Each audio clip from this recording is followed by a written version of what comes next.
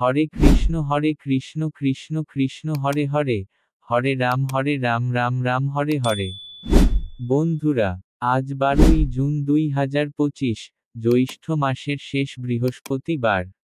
এই দিনটি গৃহস্থ নারীদের জন্য অত্যন্ত শুভ, কারণ আজ লক্ষ্মী দেবীর ব্রত পালন করা হয়, যেখানে শ্রী বিষ্ণু ও মা লক্ষ্মীর পূজা করে সংসারে সুখ, শান্তি ও অর্থনৈতিক সমৃদ্ধি কামনা করা হয়। এই দিনে মেয়েরা উপবাস করে, সন্ধ্যায় গায়ে হলুদ মেখে, শাখা সিঁদুর পরে, পবিত্রভাবে লক্ষ্মী দেবীর পূজা করে থাকেন। যদি আপনি আজ এই ব্রত পালন করেন, তাহলে আপনার জীবনে দারিদ্র্য দূর হবে, অর্থ, ধন সম্পদ ও সন্তানের কল্যাণ বৃদ্ধি পাবে।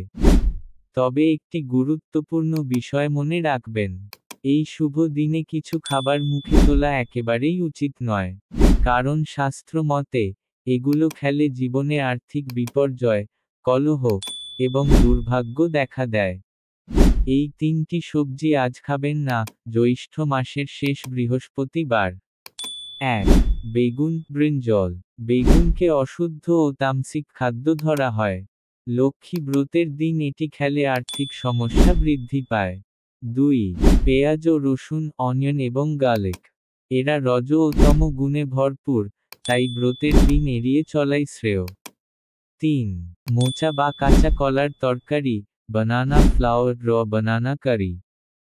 অনেকেই জানেন না, এই দিন কলার সঙ্গে যুক্ত কোনো সবজি খাওয়া উচিত নয়। এটি লক্ষ্মী তুষ্ট হন না।